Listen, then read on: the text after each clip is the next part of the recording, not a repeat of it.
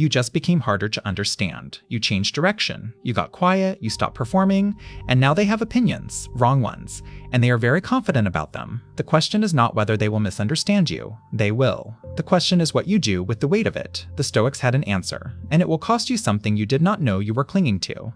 Most people spend enormous energy managing what others think of them. They explain themselves over and over.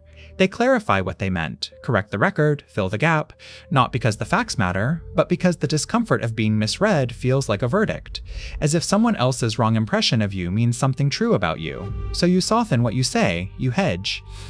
You walk back the thing that was true because someone looked at you sideways. You work twice as hard on your image as on your actual self. And the worst part, the more you explain, the more trapped you are. Because now their approval is the thing you run on, and you will never get enough of it to feel secure. The world can only understand you at the level it has grown to. When you exceed that level, when you change, evolve, or simply refuse to perform, you become illegible to it, and you start mistaking their confusion for your failure.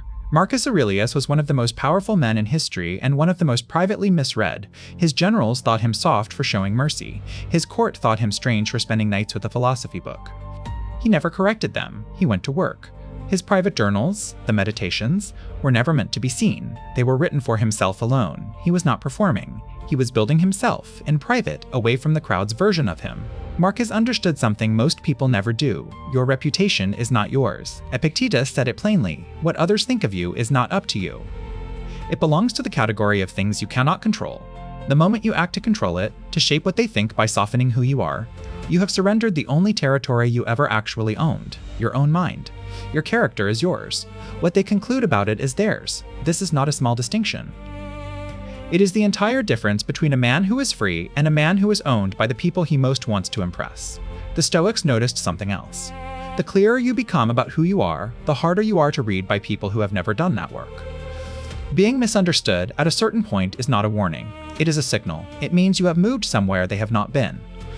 3 moves. The first breaks the habit you do not know you have. The second is where real strength lives. The third will feel like loss until you feel what it frees. Move 1. Every time you correct someone's impression of you, you are making a bid.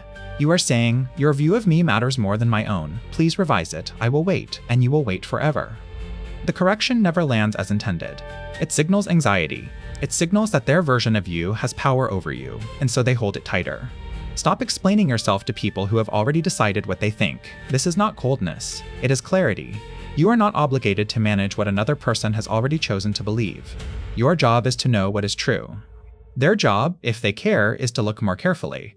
If they do not care, the explanation was never for them. It was for you and your discomfort. When you stop correcting, something happens. You get your energy back. The bandwidth you spent defending, softening, hedging, it flows back into the work, and the work becomes the only statement that counts. Move 2. Marcus did not explain his mercy. He showed it consistently across decades. He did not write statements about his virtue. He trained it in private and enacted it in public. You do not argue about what you are. You demonstrate it across time to anyone patient enough to watch. Action carries a weight that words dissolve. When you explain yourself, you shrink the thing to language.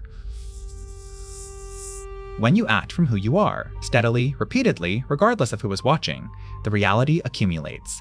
And reality is harder to argue with than words ever were. Some will never update their view. That is fine. Your actions were not for their approval. They are the natural result of being who you are. The audience was always optional. Be the kind of person whose actions are so consistent that misreading them requires real effort. Then release the outcome completely.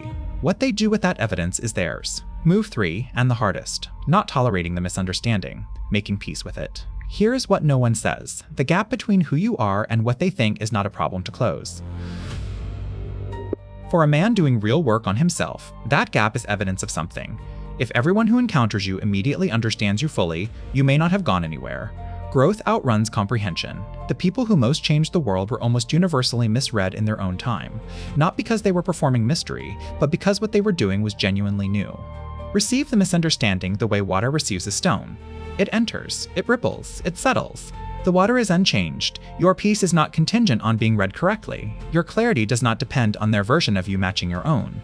Let the gap stay. Fill it not with explanation, but with continued work. You are going to be misread by people who made up their mind in the first minute and never updated. By people who are more comfortable with a small version of you than a real one. None of that is yours to fix. The art is this: know yourself clearly enough that their version of you simply bounces off.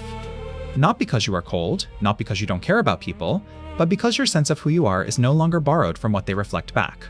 Stop correcting, let your actions speak, make peace with the gap, and watch how much of your life you get back. Start today. The next time someone has you wrong, let them. See what it costs you to stay silent, often far less than you feared. If this loosens something in you, subscribe and keep building. Because the thing most men waste while managing what others think is time. Seneca watched it happen across an entire lifetime and left a warning so sharp it still cuts. That's where we go next.